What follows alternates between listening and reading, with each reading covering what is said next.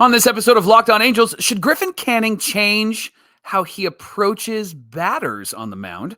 Why do the Halos play really good against good teams and really bad against bad teams? And speaking of bad teams, we're going to detail the game last night that the Angels lost against the Blue Jays, who are under 500. Come on! It's time to get locked on with Mike and John, and this is Locked On Angels.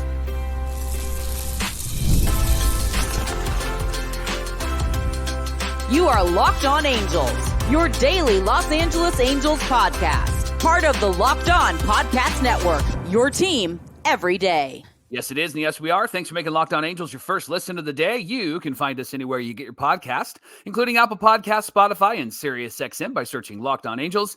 And if you'd like to get back to the Super Halo Bros for all the Super Halo content, here's some things that you can do. Leave us a rate and a review on Apple Podcasts. If you're watching on YouTube, hit that thumbs up button. And if you're not subscribed already, please subscribe and become a Locked On Everydayer. And whether you're watching or listening, come over to YouTube, leave a comment. It's one of the best ways to get in touch with John and I, be a part of the conversation. And this episode of Locked On Angels is brought to you by FanDuel. Make every moment more. And right now, FanDuel is hooking up all customers, including you, with a boost or bonus daily. Just visit FanDuel.com to get started. Thanks for being here for this episode of Locked On Angels, where it's your team every day. You've got the Frisch Brothers here with you, a.k.a. the Super Halo Bros. My name is John, and that's my brother Mike. And my name is Mike, and that's my brother John. It's our third season here at Locked On Angels, talking Angels baseball with you every Monday through Friday. So make sure you're an everydayer. Give us a follow at Locked On Angels on Twitter, at Super Halo Bros on Twitter and Instagram. Like Mike said at the top of the show, get in the YouTube comments. It's the best way to interact with us. Hit that subscribe button on your way down there. And if you're on the podcast side, come on over to the YouTube comments because you can get in on the conversation, interact with us. We love seeing you there. Hey, on today's show, let's talk about Griffin Canning and his success from his last start. Does it warrant a change, Mike? And why do the Halos play up to the good teams and play down to the bad teams? Speaking of which, let's get into last night's game as the Angels fell 4-2 against the Toronto Blue Jays, Michael. Yeah, Johnny Davis, Daniel, our boy, started this game, and he was living on the edge the whole time because most of this game was just traffic on the bases, and the first two innings, he worked around that traffic, but that third inning is where they got to him. 4 hits, 4 runs. John, here's the bummer, and this is kind of an Angel narrative. It all came with 2 outs. Yeah, always. First 2 outs, couple of runners on, and then after that, he just couldn't get that final out until they scored those 4 runs. Why is it, John, that it's difficult for Halo starters, especially, to get that final out? What's going on? Yeah, it's the mentality of, are you relaxing now that you've got 2 outs, or are you treating this like 1 out after another, right? And I don't know what the difference is there, Mike. Just not very effective. Just too much stuff in hittable parts of the plate. And I feel like Davis Daniel relies a lot on control. Yep. And when that ball doesn't go where he intends it to, it just gets rocked. He finishes the game in the 5th, 8 hits, 4 earned run, 2 walks, and 5 Ks on 92 pitches. Now, we know it can be frustrating to watch Daniel get hit around, but here's a positive for that game. He went 5 and kept his team in it. His last start, in fact, was against the Yanks, just 3 1/3 innings, 7 hits, 5 earned runs. So that was not what you wanted to see from him last time out. This time, a little bit more of a keep your team, get you through 5 innings, keep your team in the game. And honestly, Mike, the way that the Angels were hitting in this one, it was just really pathetic. Right. But another positive was that this was Davis Daniels' 4th start where he went at least 5. It seems like that jump from AAA to the majors is just something he's not used to yet. Right. And 6 starts total on the year. Obviously, that first start, 8 innings against the Tigers, looked fantastic. And then he's been... Yeah, where'd that go? Right. He's been 5 to 6 innings in those good starts, and then it's been 3 innings, 4 innings in the really bad starts. The reality, John, is he's only had 2 really bad starts out of the 6 that he's had. So I know that those can make his numbers kind of go up, but he hasn't been incredibly bad in the good starts either. He's not dominated, but he's not been bad. And last night is an example of that. Like a young guy trying to learn how to pitch, coming up, facing the Blue Jays, which is a good hitting lineup. And he made it through 5 innings and kept them to just 4 runs. But the problem is, like you said, the offense, because the Angels didn't do anything in this game, right? Yeah. Before I get to the offense, I mean, they lost this one 4-2, but it just kind of goes to show that there's a lot of improvement that needs to take place if Davis Daniel is even going to be a fifth starter, Mike. Yeah. And unfortunately for everyone involved, this is where the Angels rotation currently is right now. You've got Chase Silseth on the IL who had surgery. You've got Patrick Sandoval out until probably at least the end of 2025, if not the beginning of 2026. You've got Reed Detmers still trying to figure things out. So this is just the state of the Angels rotation. And if you want to earn a place in that rotation, well, right now it's out of desperation. Right now, it's any able body who can do it. Yeah. Good thing Kohanowitz had a great game on Sunday, and maybe he can build upon that. That's something I'd like to see. But at this point, these guys are going to keep getting their chances and take their knocks and do what they have to do to get better. And at this point, there's going to be a lot of tape watching. There's going to be a lot of, hey, here's what you did well, and here's what you didn't do. Maybe even a sit down of, hey, look what you did against the Tigers. Right. What did you do there? Identify it and bring that back. So maybe that's kind of the rhythm that the Angels will be in the rest of the season. I think that this is a time for somebody like a Kohanowitz to really capture a rotation spot and make it really difficult for the Angels to make a move, right? Because Davis Daniel came up, and with all of the chaos that's happened with this rotation, he could have really earned a spot for the rest of the year. But then Kohanowitz, and the way that he pitched on Sunday, kind of pushes Davis Daniel to the side and allows Kohanowitz to maybe take that starting spot from him for at least one or two more games. I'm of the opinion that you just let these guys run with it because you're not playing for anything. And you've seen Davis Daniel take some strides to improve. Obviously, there's more that needs to happen. And we pointed out some of the positives in this game from last night. However, you can't get knocked around, right? Improving means that now you're going 6 innings and it's only 2 runs, right? Now you're going 7 innings and it's only 2 runs. And that's what we just haven't seen from him in that first game when he came up. Now the question might be, like, was it just an unknown commodity when he came up and it was the Tigers? And is that the issue, right? But because we've seen him do 4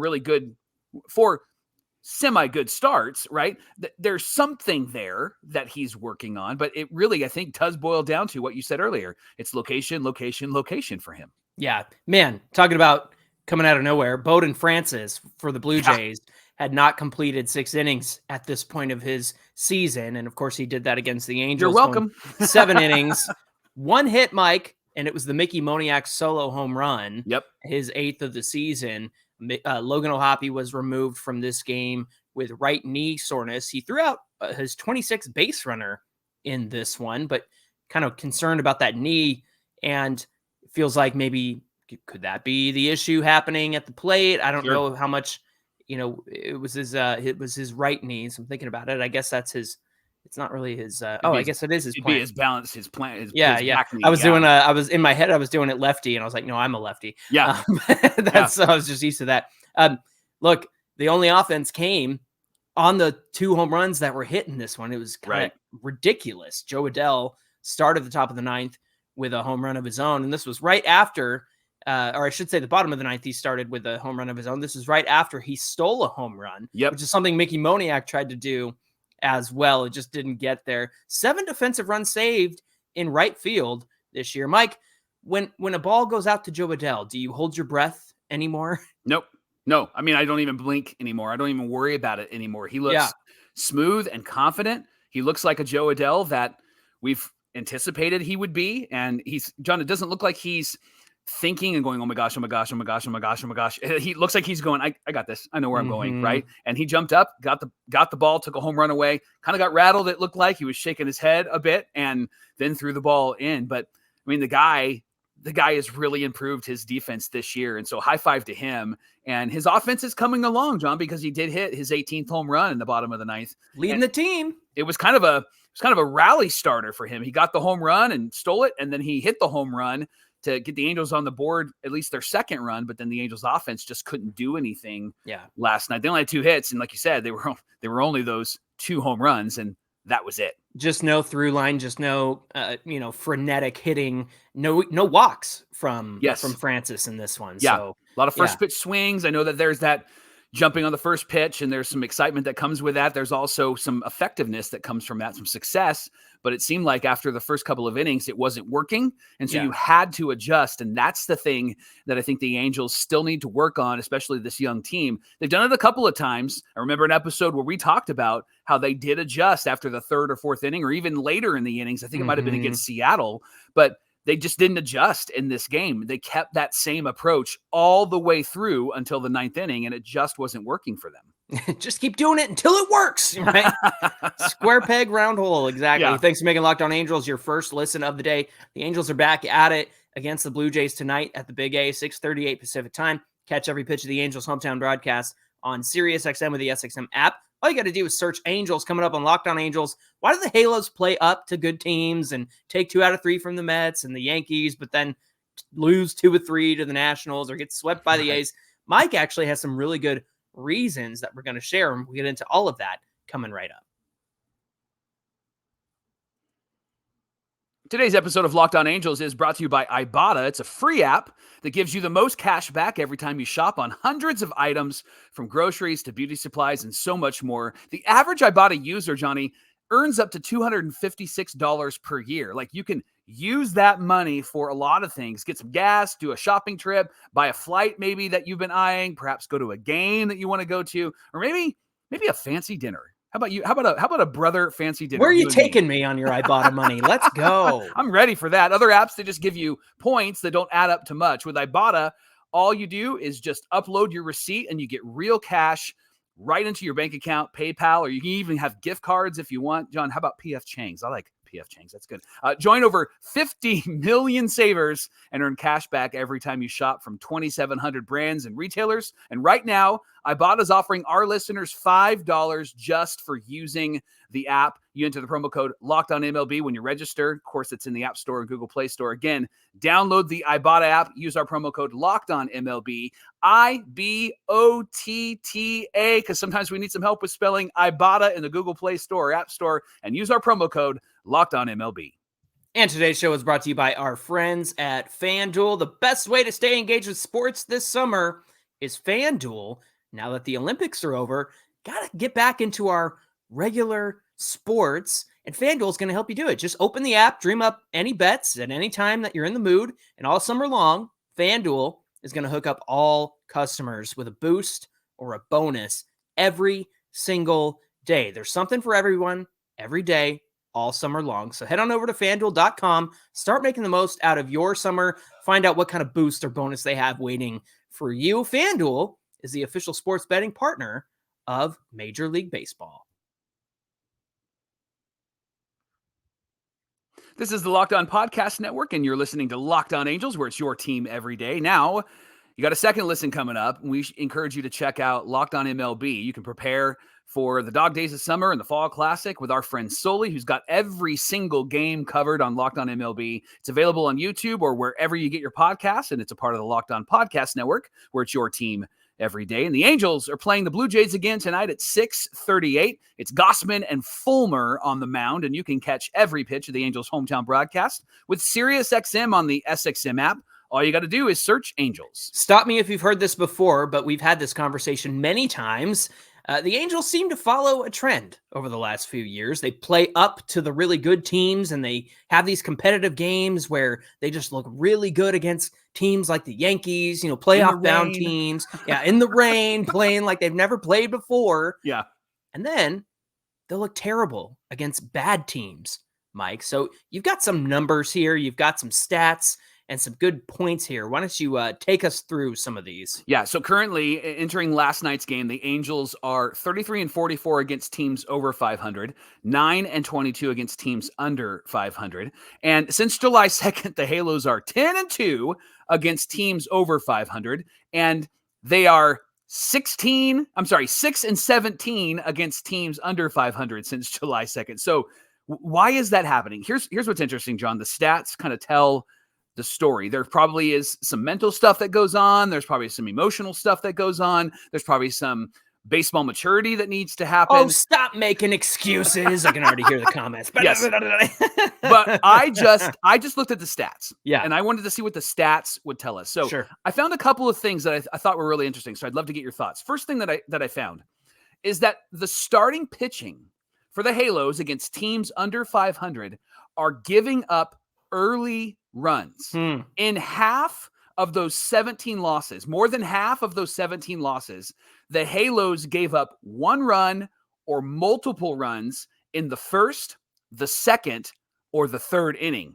So they're already down immediately against teams that are not so good. Interesting. So they're not getting off to a good start, putting themselves behind the 8 ball a little bit. Interesting. What else you got? Second, the Angels didn't score first. So in 11 of the 17 losses to teams under 500, the Halos weren't able to get on the board first. And here's the question. So why is this important? Which brings me to point number 3. Half of their wins against teams over 500, the Halos scored first. They threatened first. And that's why they were doing really well against those teams, but not against teams under 500. They had the advantage against the really good teams. They made sure they had the advantage against the really good teams. Against the really bad teams, they didn't. And we saw it last night against the Blue Jays. They went down 4-0 pretty early and had to battle back again, John. And that seems to be the narrative for the Halos, not just this year, but the last couple of years, right? Yeah, absolutely. And they just never seem to find a way to overcome the deficit that they put themselves in. Right. Look, starting rotation has been just dreadful this year in terms of consistency, in terms of, well, who's pitching today? And that is just not a great way to start a game either. Yeah. So number 3 was half of their wins against teams over 500, which were 10 wins since July 2nd. The Halos scored first. Here's the fourth point. Here's what I noticed. In the other 5 wins, John, the Halos had clutch hitting in the late innings. They stayed close, which was important for their starters, but also important in getting the other team's starter out. Once they removed that starter, the Halos got to the bullpen. This happened in every win against the Mariners in July. Interesting. The fact that the Mariners rotation, one of the top rotations in baseball, you've got to get past those guys. Yep. And you've got to get them out early.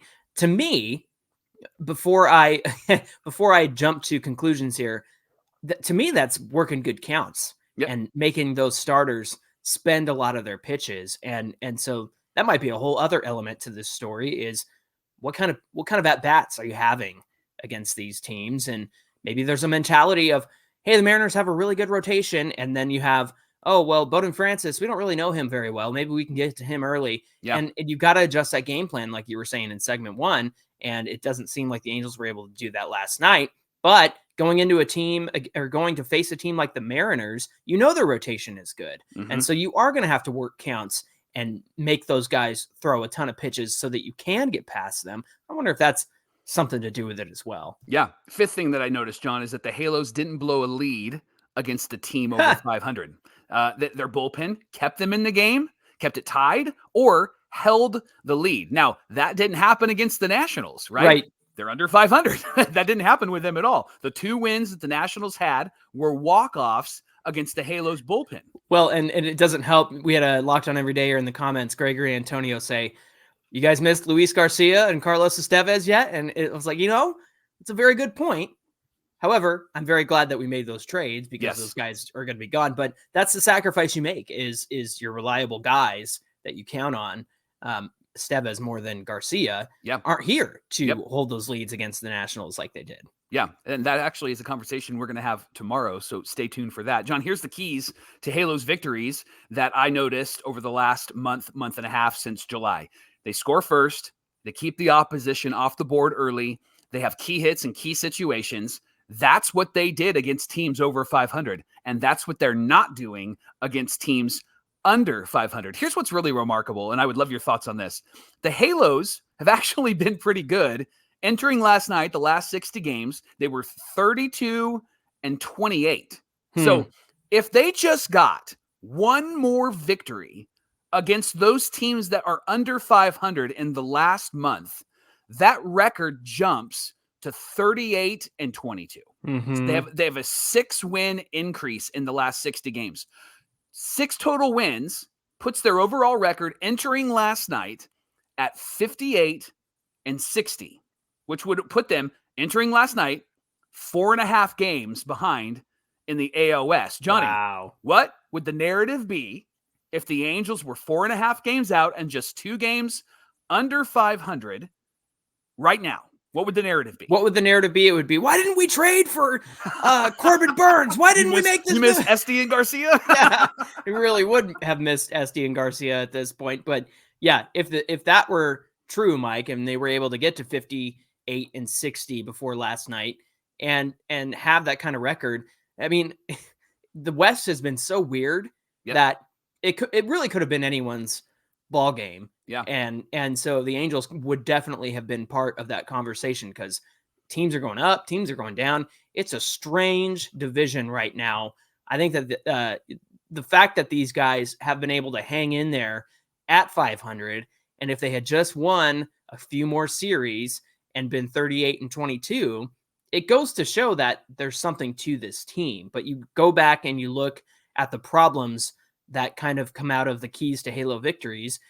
You got to keep them off the board early, and that's a huge symptom of not having a consistent rotation. You've got to score first. Well, you've got to think about who's getting the first couple at bats in this lineup. Maybe Logan O'Hoppe isn't meant for the third spot. I appreciate that they're trying it, but maybe there's room for Jo Adell at fifth or cleaning up or something like that. You know what I'm saying? Just to shake it up a little bit. Yeah. But I think from these keys to victories, you can actually identify the issues that come along with it. Good stuff, my brother. It's a regular John research segment. So I give you credit for that.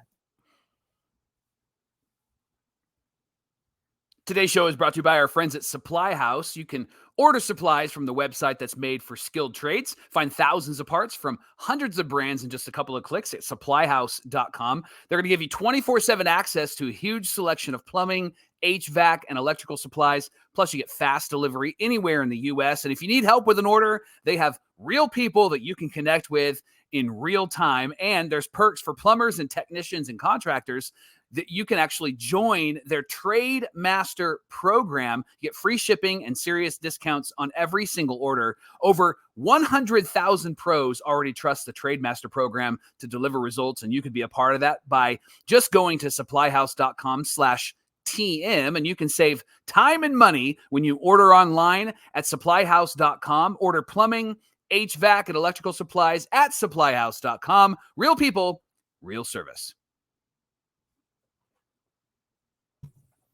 Mike, we're going to take a look at some comparisons between Griffin Canning in 2023 and 2024. And this actually works because he's thrown the same amount of innings last year and this year. In fact, he's got a little bit more this year than last year. But the truth is, he's really struggled in 2024. He's 4-10 with a 5.11 ERA, 1.98 strikeout to walk ratio, and 6.5 Ks per nine, a 1.4 whip, and an 84 ERA plus. That means he's 16% worse than league average. Compare that to 2023, where around the same amount of innings pitched, he went 7-8 with a 4.32 ERA. His strikeout to walk ratio was nearly 4 Ks for every walk, and he was getting close to 10 Ks per nine at a 103 ERA plus. So let's look at some of the key differences here. Last year, he's already surpassed last year's innings pitched. He's got more strikeouts last year, less walks, a higher K rate, 19% better than last year based on ERA plus. And I identified 2 key differences in Griffin Canning. This conversation comes out of the fact that he pitched really well against the Nationals. No walks, no strikeouts. Exactly. Pitched 7 and gave up 4 earned runs, but it was the longevity of the outing that we were impressed with. Yeah. And that's why I wanted to jump in and say, is there something to this? So let me talk about some of the differences between last year and this year. The 4-seam fastball had a 28.3% whiff rate in 2023. That means guys were swinging and missing at it nearly 29% of the time. This year, half 14.6% whiff rate Wow. on his fastball. In fact, the whiff rate on all of his pitches, the changeup, the curve, or I should say the slider, the curve, they've all gone down except for the changeup. So every pitch is inducing less swing and miss except for the changeup. The other key difference I noticed was his slider usage. 624 sliders thrown in 2023. That's about 30% of all the pitches he threw last year. This year, 487, which accounts for about 23% of the pitches he's thrown this year. So using the slider way less in 2024. Why is that a problem though, John? What's the issue there? The reason why he needs to be throwing more sliders is it used to be one of his best pitches. In fact, the expected batting average on his slider last year was 222. And even this year, the expected batting average is 263. What it's actually resulted in this year is 310. Wow. Now, having said that, the slider is still his best weapon for getting swings and misses this year at 28.8%. So, Mike, tell me this. If his walks are up this year and his whiff rate is down across the board, what does that tell us about Griffin Canning? It just seems like maybe he's not hitting the zone. It seems like he's not fooling anybody. I mean, especially if his highest whiff rate is on his slider and changeup and he's throwing his slider less, it would make sense why it's dropped in half. And so that's an interesting philosophy. Like, I wonder what the thought process is behind there, but maybe it is because he's missing the zone and he's using other pitches that are just not fooling anybody. I mean, how many times have we laughed at that BP fastball that goes right down the middle, and no wonder he's giving up a lot of home runs in the first couple of innings, right? Yeah, and they're not swinging and missing on it either. Again, his whiff rate went down in half. Look at this graphic that I pulled from StatCast. This is Griffin Canning's strikeout by zone, and I will describe it to you if you're on the audio side. Look at where all the blue is and where all the red is. Wow. Now, for those listening, 16 of Griffin Canning's strikeouts have been down and in, out of the zone to right-handed hitters, and away, 27 of them have been, picture this, down and in to left-handed hitters. So every strikeout he gets, most of them are at the bottom of the strike zone. Everything else is blue because he's not getting strikeouts anywhere else except below the zone and in or away. And that's kind of backed up by his changeup where he's been throwing it. You can see that he's getting strikeouts by throwing his changeup down and in to righties. He's throwing his slider away from righties, and he's throwing it down and away. It's very clear that this is how he's getting his strikeouts. So changeup and slider. So that graphic is rather eye-opening. A lot of blue and not so much red, audio listeners. Like, I mean, that's not good. That's not good at all. All the red is down and out of the zone. Yeah. And it's just very clearly his changeups to right-handers down and in, or sliders down and away, and even sliders down and in, and that on lefties as well. That reinforces he's not fooling anybody, John, because anything that's going in the zone, they know that it's going to miss, or they know that it's going to be hittable, and they're swinging at that stuff. Exactly. So to sum it up, the strikeout rate is down. The whiff rate is down across all the pitches, especially the fastball. He's thrown less sliders. Really, the only two ways he's striking people out, according to the chart, are the slider and the changeup. And he really only does it in two particular ways, and that's a problem. He's predictable up there. So let me talk about his start against the Nationals. Again, 7 innings pitched, 88 pitches, no strikeouts, and no walks. It got us thinking, does he need to change up his game plan and be more of a pitch to contact guy? So taking a look at what he did on Saturday versus the Nationals, 35 fastballs thrown, 1 whiff, Mike. 25 changeups thrown, 5 whiffs. I lost the number here. 20-something sliders thrown, also 1 whiff. So that just confirms what we already talked about. Whiff rate down, changeup is the best whiff rate.